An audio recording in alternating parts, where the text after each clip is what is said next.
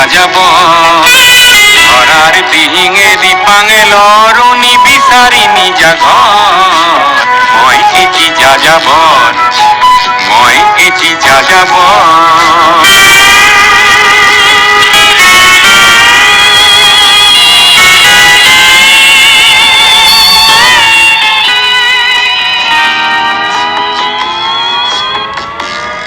মই লুইডৰ পৰা মিছিছিপি হৈ ভলগাৰ ৰূপ চালো অটোমাৰ পৰা অষ্ট্ৰিয়া হৈ পেৰিছ সাৱটি ললো।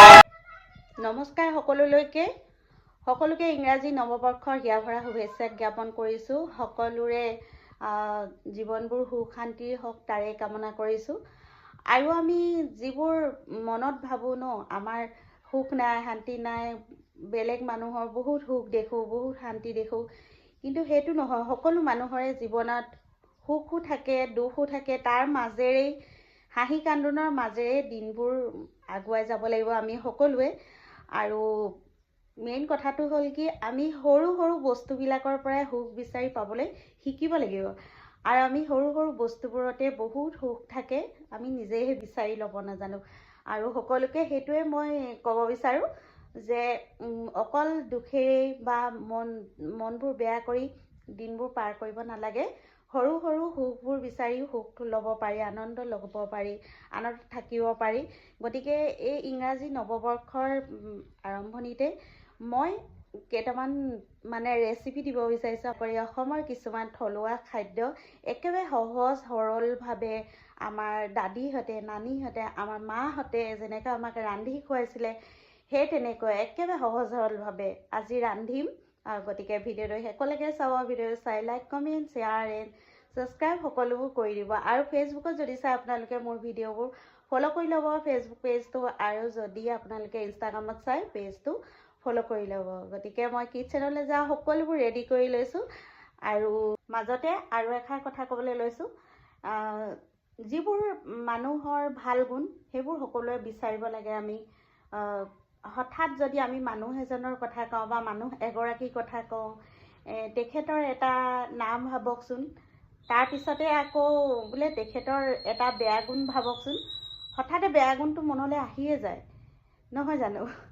কিন্তু আৰু যদি কওঁ এটা ভাল গুণ ভাবকচোন মানুহজনৰ, কিন্তু অকণমান সময় লাগে। ভাল গুণটো মানুহৰ বহুত থাকে, ভাল বেয়া গুণ সকলোৰে আমাৰো আছে। সকলো একেবাৰে ভাল মানুহ পৃথিৱীত বুলি ক'ব নোৱাৰি কাকো। গতিকে সেইবাবে মানুহৰ ভাল গুণটো মনত ৰাখি বেয়া গুণবোৰ পাহৰি যাব লাগে। আৰু সকলোকে আপোন হঠাতে বেয়া ভাবি লওঁ মনত, আৰু ভাল ভাবিবলৈ সময় লাগে। সকলোকে আমি নিজেও পৰিৱৰ্তন হ'ব লাগে, আনকো কৈছোঁ। সেই ভাল গুণখিনি ভাবিব লাগে, ভাল কথা চিন্তা কৰিব লাগে, ভাল চিন্তাধাৰা আমি কৰিব লাগে। আৰু কোনোবাই কিবা বেয়া কৰিছে, কোনোবাই কিবা বেয়া ভাবিছে, তেওঁলোকৰ সেইখিনি কথা আমি গুৰুত্ব দিব নালাগে। আমি নিজে কিবা এটা কথা ক'লে যাতে তেখেতৰ সহায় হয়। আমি ধন টকা পইচাৰে সহায় কৰিব নোৱাৰিলেও আমি মুখৰ দুষাৰ কথাৰে, তাৰপিছত কিছুমান নিজেই মানুহৰ যিহেতু সকলো সময়তে প্ৰয়োজন হয়, কেতিয়াবা নহ'লেও কেতিয়াবা হ'ব পাৰে। গতিকে সেইটো কাৰণে সেইখিনি আমি মানুহক যিমান পাৰোঁ সহায় হেল্প কৰি যাব লাগে। এই আমাৰ ৰঙা মৰিচা, লগতে ধনিয়া, ৰঙা মৰিচা বহুত হৈছে আগলৈ, আৰু ধুনীয়াকৈ ছিঙি ল'ম।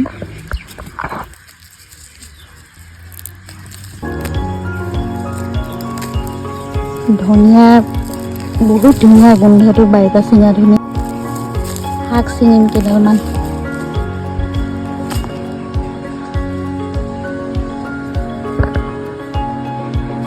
আৰু এইফালে আমাৰ জাতিলাও আছে, খুব ধুনীয়াকৈ আছে। আৰু সেইফালে ৰঙালাও খেতি, এইখিনি হৈছে জাতিলাও লাই শাক, সেইফালে হৈছে ৰঙালাও খেতি।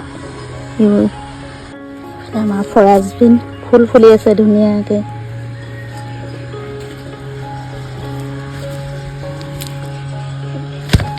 এইফালে ৰঙালাও গছ, এইফালে লাই পাত।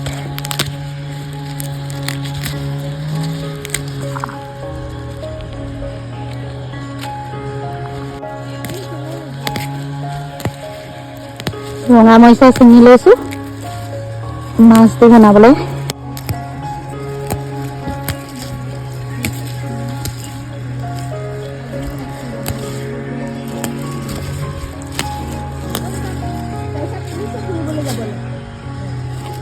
এইখিনি আলুৰ লগত ভাজিম ৰঙা মৰিচা। এইখিনি ছিঙি লৈছোঁ। বহুত ধুনীয়া গোন্ধ ওলাই আছে ধনিয়া পাত আৰু লগতে সেইফালে আমাৰ পালেং শাকো আছে। পালেং শাক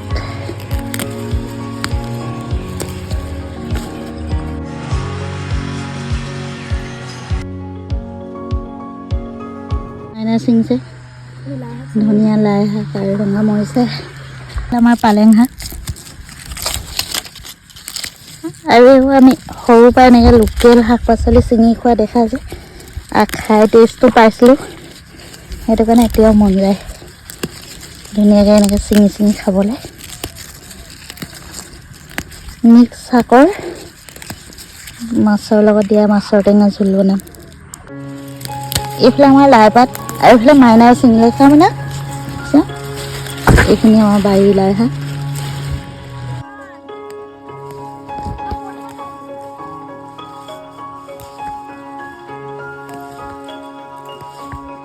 এইখিনি ৰঙা মৰিচা।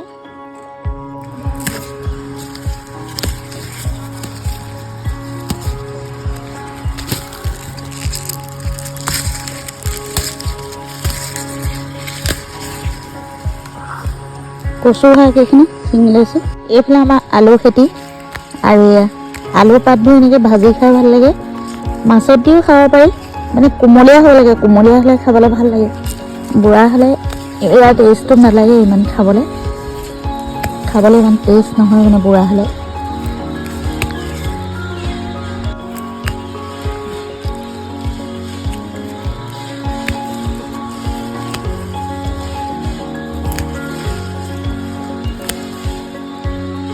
এইখিনি আলু পাতখিনি ভাজি খাবলৈ ভাল লাগে।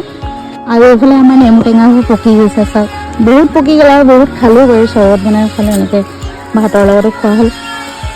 লৈ লাগি আছে পকি গৈছে লাগি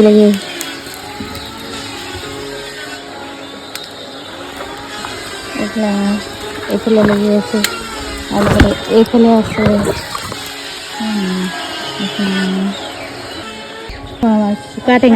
চুকা টেঙা লাগি আছে। এইটো এটা এই ওপৰলৈ লাগি আছে ধুনীয়াকৈ চুকা টেঙা।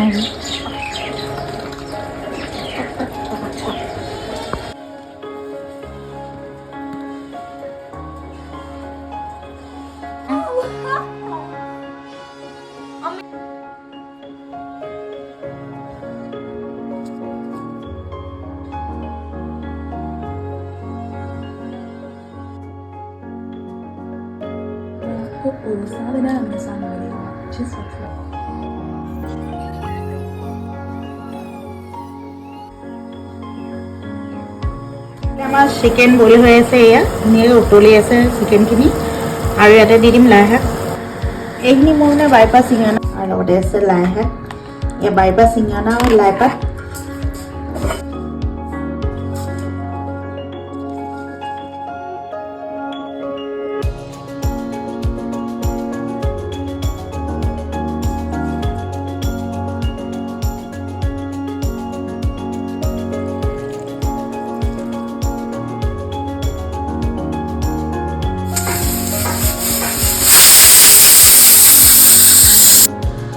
বৰালি মাছ খুব ডাঙৰ আছিলে বৰালি মাছটো, এয়া অলপ সৰু সৰুকৈ 4 পিচ কৰি লৈছোঁ।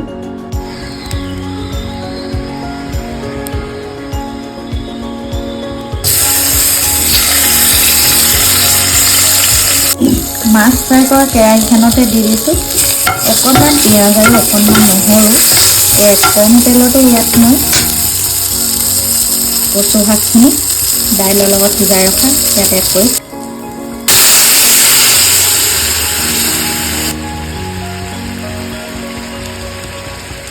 ইয়াত এড কৰি দিম এতিয়া ফ্ৰাই কৰি ৰখা মাছখিনি।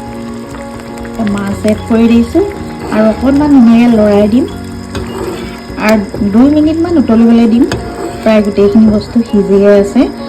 মাছটো অকণমান মানে ইয়াত ধুনীয়াকৈ উতলিলে কি হয়, মাছৰ টেষ্টটো ধুনীয়াকৈ ওলাই আহে। আৰু অকণমান ভাঙি দিছোঁ মাছ 1 পিচ, তেতিয়া মানে খুব ধুনীয়া এটা সোৱাদ হয়। সেই সোৱাদটোৰ কাৰণে মই মাছ 1 পিচ ভাঙি দিছোঁ। আৰু এই ধুনীয়াকৈ ঔটেঙা ফ্লেভাৰ আহিছে, নহৰু পিঁয়াজৰ আহিছে, আৰু ইয়াতে ধনিয়া পাত এড কৰিম শেষত।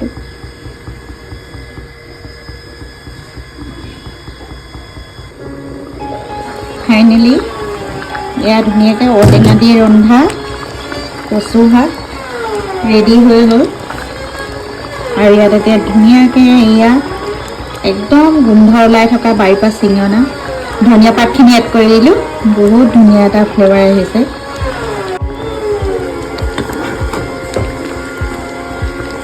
মাছৰ পিচকেইটাত একদম ধুনীয়াকৈ টেঙাৰ টেষ্টটো ধুনীয়াকৈ সোমাই গৈছে আৰু উতলি গ'ল যে ফাইনেলি হৈ গ'ল।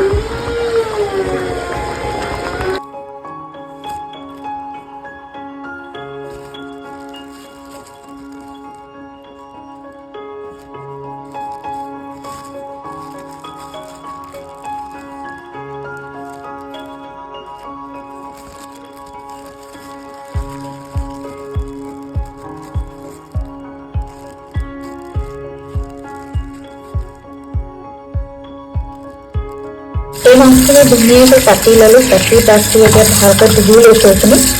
এইখিনি শাকৰ লগত ৰান্ধিম। আৰু এইটো মাছ মই কি কৰিবলৈ কৈছিলোঁ, আগতে মই বগলী মাছ বুলি কৈছিলোঁ। মাছ দীঘলকৈ থুপথুপ থকাৰ কাৰণে। আৰু এয়া মই কচু শাক ছিঙিলোঁ যে, এই কচু শাক ছিঙাৰ কাৰণে হাতত ৰং গ'ল। মাছখিনি ফ্ৰাই কৰিবলৈ লৈছোঁ। এয়া নিমখ হালধি দি দিছোঁ।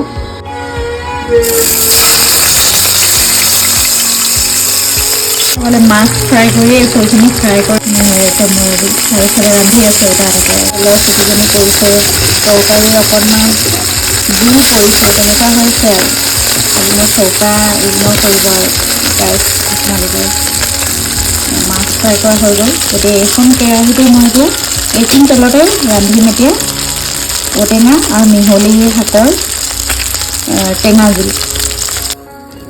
আৰু এইফালে দি দিছোঁ ফ্ৰাই কৰি ৰখা মাছখিনি তুলি দিলোঁ, বেলেগ প্লেটত ৰাখি দিলোঁ। এতিয়া নহৰু দি দিছোঁ সেই একেখিনি তেলতে। তাৰপিছত অকণমান পিঁয়াজ দিছোঁ, এইখিনি ভাজি ল'ম। আৰু এই ফ্ৰাই কৰি ৰখা চামুচখনতে ব্যৱহাৰ কৰিছোঁ। আৰু এতিয়া দি দিম ইয়াতে শাকখিনি। এয়া ধুনীয়াকৈ ধুই ৰাখি থোৱা শাকখিনি কেৰাহীত কচু দিছোঁ, দিলোঁ। তাৰপিছতে এয়া তেলত এড কৰি দিছোঁ, নিমখ এড কৰি দিছোঁ। হালধি চামুচখনতে নিমখখিনি দিলোঁ, সেইটো কাৰণে অকণমান কালাৰ হৈ গৈছে। এতিয়া হালধি এড কৰি দিছোঁ আৰু কেঁচা জলকীয়াকেইটা এড কৰি ভাজি ল'ম শাকখিনি।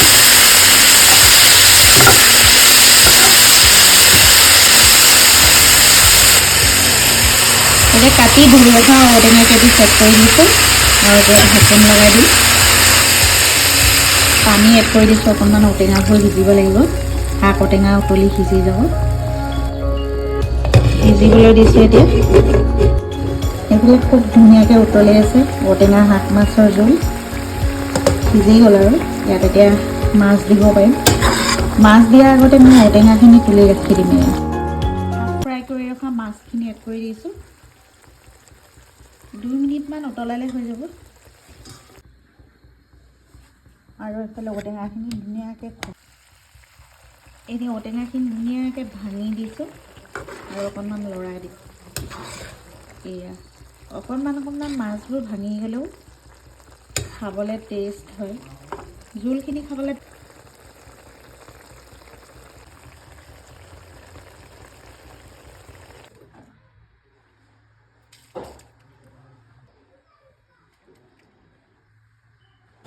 বাৰীৰ পৰা ছিঙি অনা মিহলি শাকৰ বইল।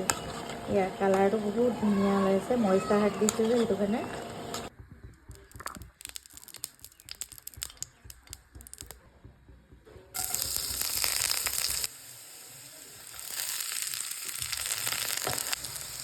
নতুন আলুৰ লগত বাৰীৰ পৰা ছিঙি অনা লোকেল শাক ভাজিছোঁ, একেবাৰে কম তেল নিমখ হালধিৰে।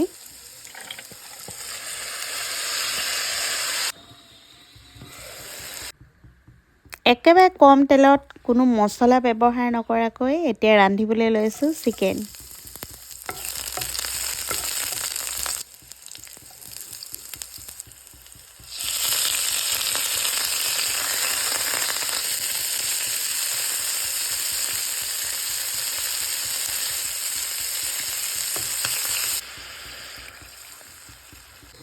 আৰু এইফালে চাওক কালাৰ চাওক, একো মছলা ব্যৱহাৰ কৰা নাই, অকণমান পিঁয়াজ নহৰু আৰু কেঁচা জলকীয়াৰে এয়া ধুনীয়াকৈ লোকেল চিকেন পিচ ফ্ৰাই কৰিলোঁ। ইমান ধুনীয়া কালাৰ আছে চাওক। আমি মানে মছলা, তেল, পিঁয়াজ নহৰু আদা এইবোৰ বস্তু কম কমকৈ দিওঁ।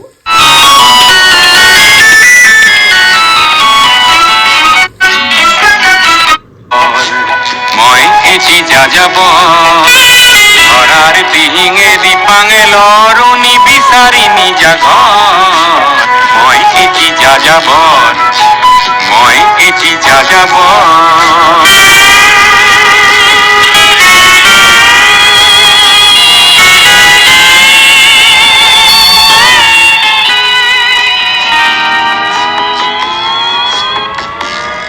মই লুইডৰ পৰা মিছিছিপি হৈ ভলগাৰ ৰূপ চালো অটোমাৰ পৰা অষ্ট্ৰিয়া হৈ পেৰিছ সাৱটি ললো মই ইলোৰাৰ পৰা পুৰণি ৰহন শিকাগোলে কঢ়িয়ালো গালিবঞ্চের দুসম্বের মিনারত শুনা পালো নট্টরিণর সমাধিত বহি গর্গীর কথা কলো বারে বারে দেখো বাতর মানুষ